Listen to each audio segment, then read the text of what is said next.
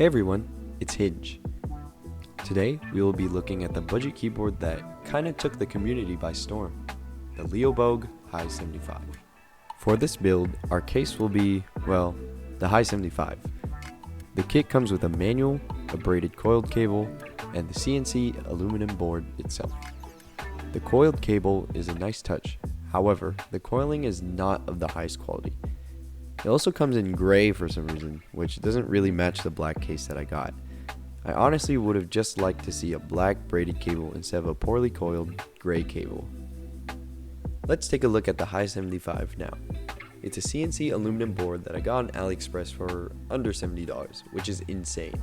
To put that into perspective, my KVD67 Lite was more than $100, and it has a plastic case. The knob is pretty unique as it has two different components, one that rotates pretty satisfyingly and one that is a button. The button comes in red, which I will be switching out with a plain black button. For the switches, I will be going with the classic alpaca V-tubes. These were seen in my first ever keyboard build, but honestly, I put them in a pretty mediocre build. They have been lubed with Krytox 205G0 and filmed with Deski switch films. These have a nylon bottom housing and a polycarbonate top housing with a palm stem. They have a 62 gram bottom mount, which is around the middle of what is actually seen today. For the keycaps, I'm going to be using my GMK Waves clone that I also got from AliExpress. With GMK Waves' group buy being years ago, I was never able to get my hands on the original, except for paying for absurd aftermarket prices. So I went with this pretty high quality double shot ABS and PBT blend. The legends are very crisp and clean, and the colors look nice. This manufacturer also has other clone sets if you're into that, and non-clone sets like black on white or white on black. Now it's time to build it. I started by removing the 6 screws from the keyboard.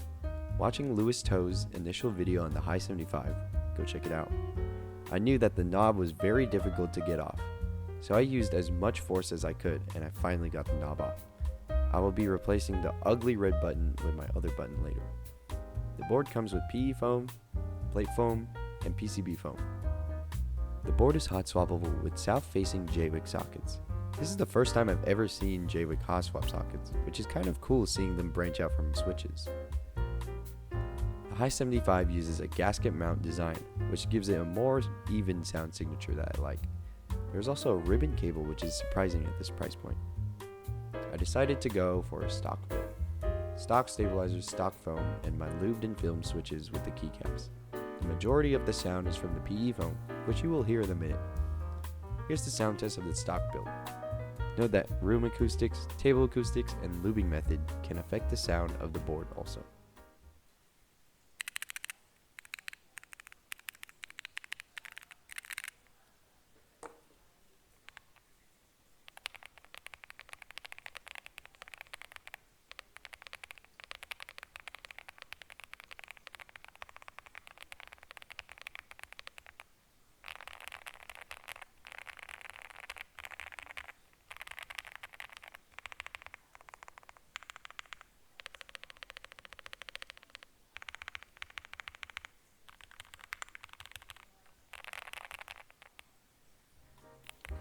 The stock sounds incredible from the last time I touched this hobby. The sound is marbly from the PE foam, which helps the board pop a lot.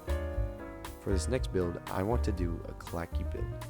Ever since I bought the alpacas, I always wanted that high quality, high pitched Clacky sound, but I was never able to achieve it with plastic cases. To do this, I will be taking out the PE foam and PET sheet, but keeping the plate and PCB foam. I'll attempt the force break mod, which is a mod originating from the Keychron Q1. Popularized by a YouTuber Keyboard, this mod effectively removes the pinging from the metal-on-metal sandwich on the Q1. Let's see if it can help us in the Hi75. I also decided to tune the stabilizers off camera since my camera died. I wire balanced them and re-lubed them, which gave the modifiers a cleaner sound. Now let's listen to the Clacky build of the Hi75.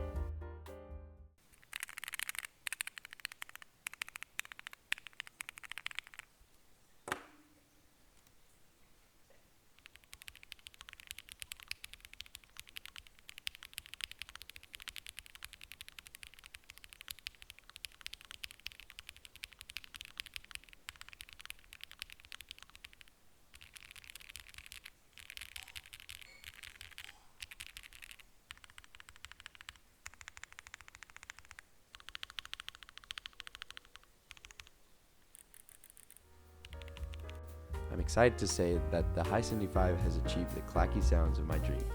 The capabilities of this keyboard and its price is insane. So, is this a new era for custom keyboards? I think so. The Hi75 has proven again and again already sounds incredible in stock form. And with the introduction of under $100 aluminum boards like the Sugar 65, I have a feeling we will see the rise of lower price point aluminum keyboards, and I'm all for it. We now live in an era where anyone can pick up a good sounding stock mechanical keyboard. Thank you for watching until the end of the video. If you'd like to see more of my content, make sure to like and subscribe. If you'd like to be notified when I upload another video, click that notification bell too. I'll see you guys again another time. Bye.